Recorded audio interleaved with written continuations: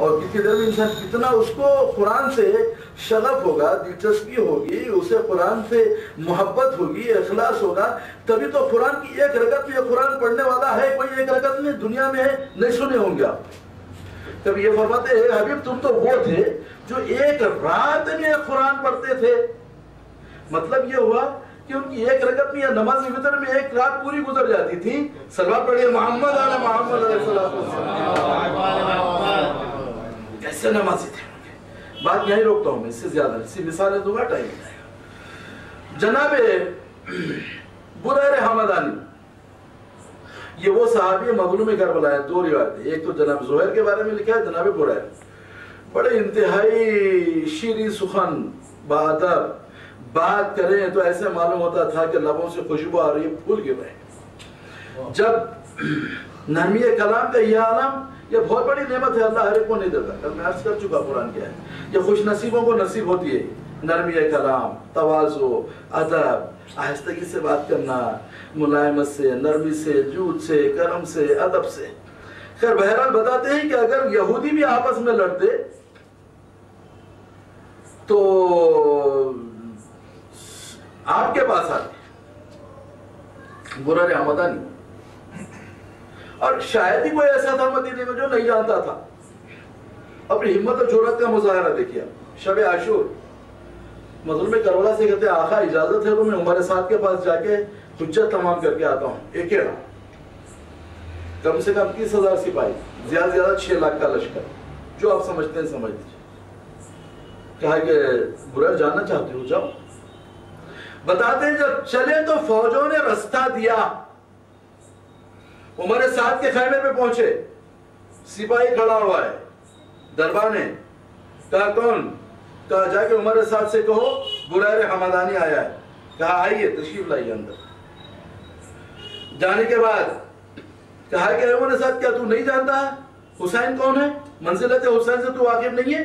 نبی کا نواسا حسین، کہ اب تو نے کبھی پشت پہ حسین کو نہیں دیکھا، خطبے کو منقطع ہوتے نہیں دیکھا، حسین کو کیا مدینے کی گلیوں میں چلتے ہوئے نہیں دیکھا کہ گلیاں روشن ہو جاتی تھی؟ حسین سے کیا تو واقف نہیں ہے؟ حسین کے بابا علی مرتضیٰ سے اب مولا کا تعارف کرانا شروع کیا۔ اس نے کہا ہے بریر وہ تو صحیح ہے، میں جانتا ہوں، کیا تو یہ بھی نہیں سنتا کہ التش کی صدائے حسین کے نبی کے نواسے کے خیموں سے آ رہی ہے؟ کہا وہ میں سن رہا ہوں۔ کہا کہ بریر پہلے تو مجھے ایک بات کا جواب دو، شریعت اسلامی میں یہ ہے کہ آنے والا پہلے سلام کرتا ہے بعد میں کلام کرتا ہے، دیکھیے عمر سعد کہہ رہا ہے۔ کہا جواب سنیے، کہا کہ میں تجھے لائق ہے سلام نہیں سمجھتا، اسی لیے میں نے کلام شروع کیا۔ صلوات علی محمد علی محمد۔ ارے لاکھوں کے لشکر بھی گرا ہوا، حسین کے صحابی، اس کا یہ ہمت، یہ حوصلہ، تو ان کے بتاتے ہیں کہ یہ تو آپ نے دیکھ لیا کہ ان کی ہمت، حوصلہ، ان کی سنجیدگی، ان کا کلام۔ اب ان کی عبادت کا حال پوچھئے آپ، کتاب میں لکھا ہے، آیت اللہ دستغیب نے لکھا ہے، کتاب میں لکھتے ہیں یہ۔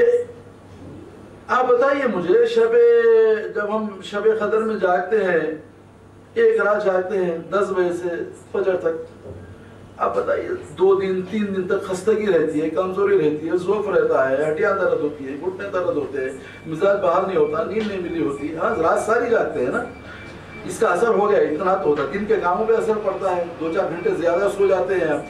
چلیے اگر آپ 2 دن ایسے ہی کریں، 3 دن کریں، 4 دن کریں، 5 دن کریں، اس کے بعد میں آپ کو جانتے ہیں کہ آپ کا کیا اشر ہونے والا ہے۔ اب یہ صحابی امام حسین بتاتے ہیں، کتاب میں لکھا ہے، انہوں نے 40 برس تک نماز عشاء کے وضو سے نماز فجر پڑھی ہے۔ صلوات پڑھ کے سنیے،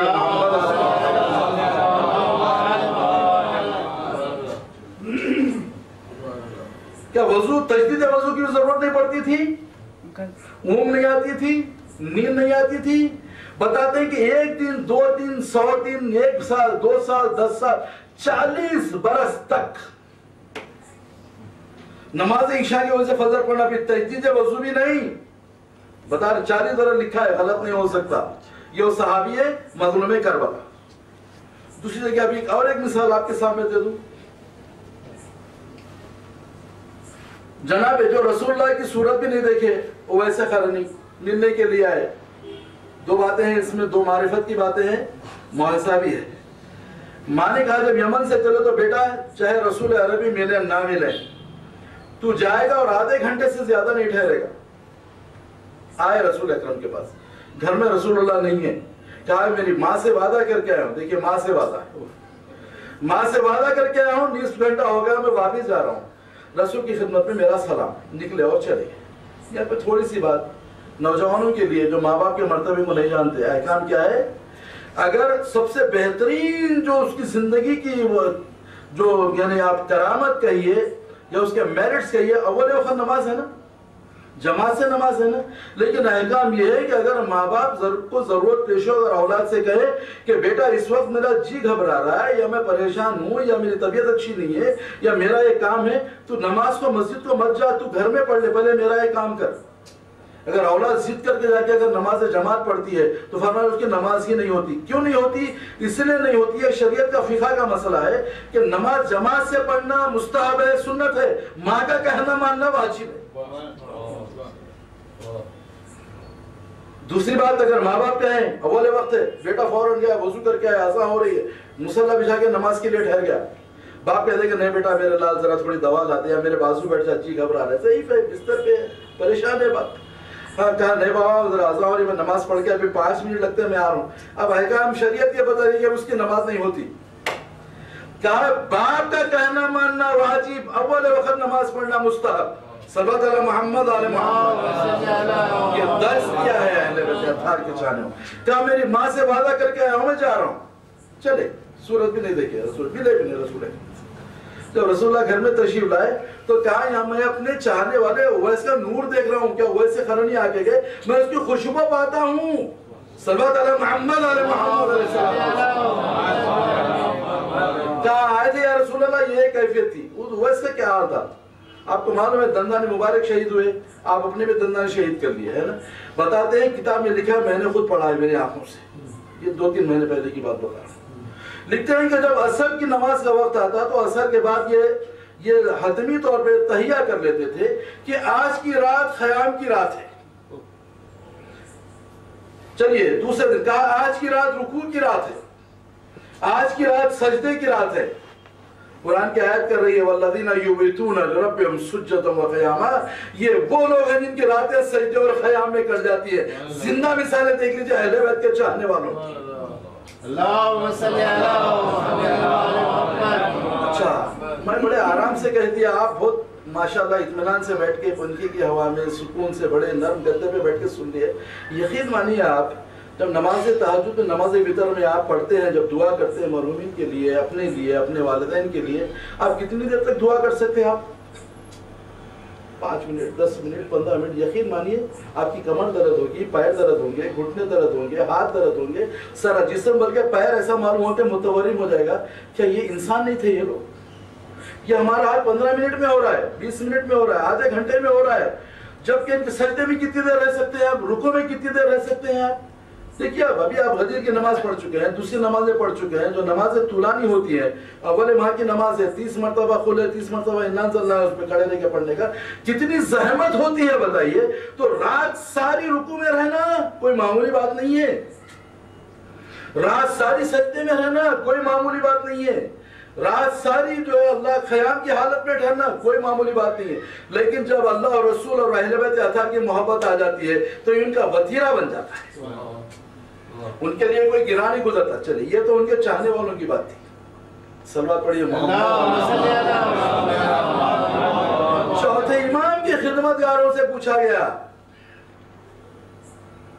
کہ تم مولا کی کیسے خدمت کرتے ہو؟ جب اصحاب کا یہ حال ہے تو پھر امام عالی مقام کی ان کی عبادت ہے کیا؟ ان کی عبادت ان کے زمین آسمان کا فرق ہونا چاہیے۔ ہاں پھر ائمہ خود کہتے ہیں جو مولا کی عبادت ہے، چوتھے امام کہہ رہے ہیں میں اپنے جد کے جیسی عبادت نہیں کر سکتا، چوتھے امام فرما رہے ہیں۔ تو اب یہ چوتھے امام کے جو ان کے خادمین ہیں، ملازمین ہیں، فرما رہے ہیں، جواب سن لیجیے زندگی بھر کے لیے کافی ہے۔ فرماتے ہیں کہ تم امام کی عبادت ان کی زندگی کے معمولات کے بارے میں پوچھتے ہو، نہ ہم نے دن میں کبھی دسترخوان بچھایا، نہ رات میں کبھی بستر بچھایا۔ صلوات علی محمد علیہ محمد علیہ السلام، بس ایک جملہ کافی ہے۔ نہ ہم نے کبھی دن میں دسترخوان بچھایا، نہ رات میں ہم نے کبھی مولا کا بستر ڈالا۔ اور اللہ کے نیک بندوں کی صفات بیان کی گئی، آج نہیں بیان کروں گا انشاءاللہ جب قرآن کا بیان آئے گا تو بتاتے ہیں اللہ کے بندے وہ ہیں، اللہ کے بندے، یہ خاصان خدا ائمہ نہیں، اہل بیت اطہار نہیں، ان کا تو اللہ پہ حق ہے۔ مظلوم کربلا فرماتے ہیں کہ اگر کوئی ہمارے غم میں روئے، ایک آنسو نکلے اس کا، ایک آنسو ہمارے غم میں، تو ہمارا اللہ پر حق یہ ہے کہ اللہ اس کو جنت دے، ہمارا حق بول رہے ہیں، اس کا نہیں۔ بہت بڑی حکمت ہے یہ۔ اب رونے والا نہیں بول سکتا کہ میرا آنسو نکلا میرے کو جنت دو، نہیں، یہ تو مظلوم کربلا کے صدقے میں ان کے اکاؤنٹ میں جائے گا۔ صلوات علی محمد۔ تو نہ ہم نے رات میں دن میں کبھی دسترخوان بچھایا نہ، اور نہ کبھی رات میں بستر بچھایا۔ چوتھے امام ایک مرتبہ فاطمہ بنت امیر المومنین، فاطمہ بنت امیر المومنین یہ فرماتی ہے، 5 امام سے فرماتی ہے کہ بیٹا جا کے میرے بھائی سے کہو کہ اتنی عبادت کر رہے ہیں، راتوں میں جاگنے کی وجہ سے ان کا رنگ زرد پڑ گیا ہے اور ان کے جو رخسار ہیں وہ پھٹ کے خون نکل رہا ہے، اور بیٹا بابا سے کہو کہ کوئی نمازوں میں تخفیف کرے۔ جناب جابر سے کہے کچھ اثر نہیں ہوا، آج سے 5 امام سے گئے، امام روتے ہوئے آگے ہاتھ جوڑ کے کہتے ہیں بابا پھوپھی کہہ رہی ہیں کہ ذرا نمازوں میں تخفیف فرمائیے۔ امام نے کچھ جواب نہیں دیا، کہا بیٹا ذرا جاؤ تمہارے دادا کا صحیفہ عبادت اٹھا کے لاؤ۔ مولا کائنات کے صحیفہ عبادت لایا گیا، لانے کے بعد کہا کہ بیٹا نکالو دیکھو اس میں، ایک امام دوسرے امام سے کہہ رہا ہے، ایک امام کی عبادت کا حال بتا رہا ہے۔ فرماتے کہ بیٹا تم انصاف سے بولو، کیا میں ویسی عبادت کر رہا ہوں جیسے میرے جد امیر المومنین کیا کرتے تھے؟ صلوات علی محمد علی محمد علیہ السلام۔ صاحبان ایمان، یہ معرفت کی بات ہے، جب اہل بیت کے در سے وابستہ ہو جاتے ہیں تو یہ ہم پروردگار کی ان کے لیے عزت بن جاتی ہے، بارگاہ پروردگار میں قبولیت کا شرم۔ یہی وجہ تھی کہ مظلوم کربلا نے شب عاشور 1 رات کی جو مہلت مانگی، عبادت کے لیے مانگی، حمد پروردگار کے لیے مانگی اجازت۔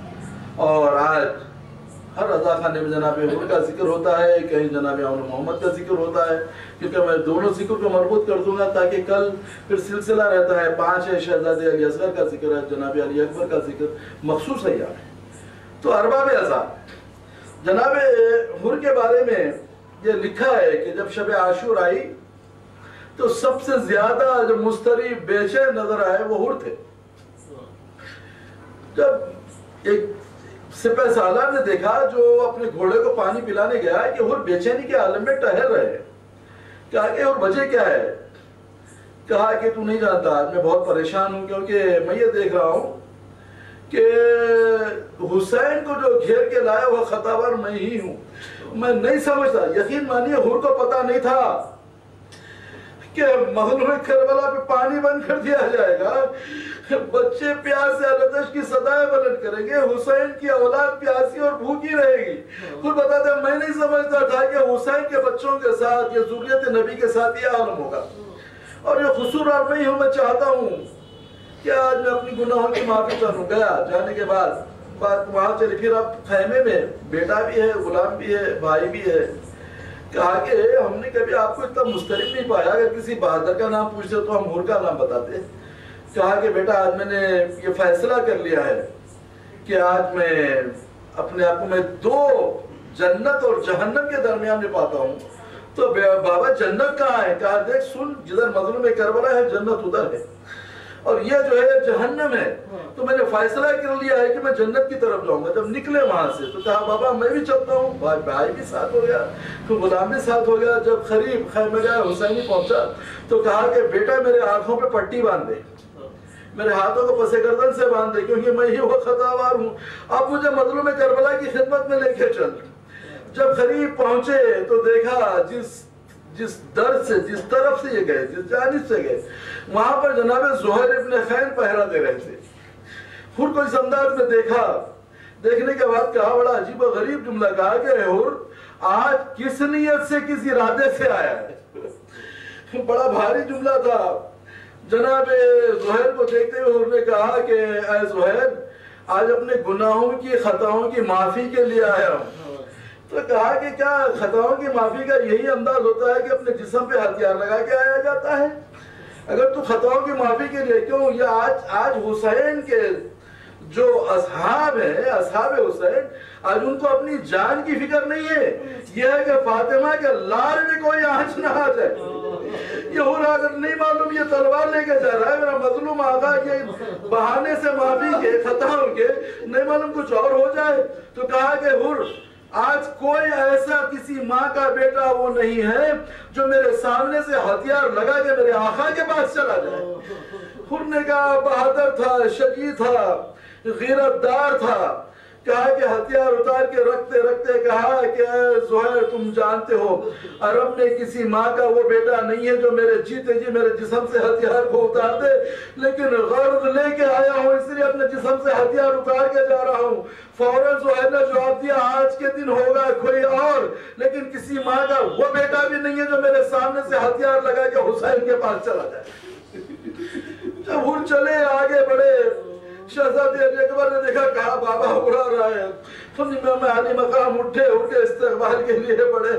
حر فوراً امام کے قدموں پہ گر گیا، اٹھا کے مولا نے گلے سے لگایا، کہا کہ مولا پہلے یہ بتائیے کہ میری خطا معاف ہوئی کہ نہیں؟ بڑا عجیب و غریب جواب دیا کریم ابن کریم، جواد ابن جواد حسین نے، اتنی بڑی خطا کو کوئی معاف نہیں کرتا۔ ارے بچے اللہ تعالی کی صدائیں بلند کر رہے ہیں، بیویاں خوف و دہشت کے عالم میں ہیں، ارے اطراف میں خندق میں آگ روشن کی گئی ہے، نبی کے نال کو گھیر لیا گیا ہے، کہیں یہ خطا معاف ہو سکتی ہے؟ کہا کہ حر تجھے میں نے بھی معاف کیا، میرے خدا نے بھی معاف کیا۔ ارے بہت بڑا جملہ تھا رباب حسا، کہا کہ اے حر تو کیسی باتیں کرتا ہے؟ کہا کہ مولا میرے بچے کو مرنے کی اجازت دیجئے۔ کہا تو جب ہمارا دشمن بن کے آیا تھا، ہمارے خیام میں پانی تھا، ہم نے تجھے پیاس کے بدلے تجھے پانی کا انتظام کیا ہے حر، جبکہ تو ہمارا مہمان اور دوست بن کے آیا ہے ہمارے خیام میں، ارے حر آج پانی بھی نہیں کہ تیری ضیافت کرے، آ بھائی کچھ دیر کے لیے سائے میں بیٹھ جا۔ ارے اتنی دیر میں حر نے اپنے بیٹے کو بھیجا، ارے باپ کو آواز دی کہ بابا میری مدد کو آئیے۔ جب ضعیف باپ چلا تو دیکھا کہ حر کے بیٹے کا سر حسین کی ذہنوں پر ہے، ارے باپ پڑھ کے اپنے بیٹے کے لاشے کو اٹھانا چاہتا ہے، حسین نے سر کی طرف دیکھ کے کہا حر کا ایسا بھی ہوتا ہے کہ کوئی ضعیف باپ جوان کے لاشے کو اٹھاتا؟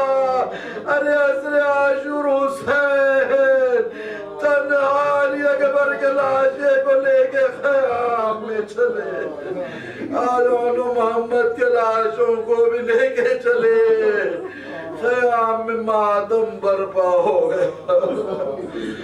اللہ لعنت اللہ علی القوم الظالمین وسيعلم الذين ظلموا أي منقلب ينقلبون۔ ربنا تقبل منا إنك أنت السميع العليم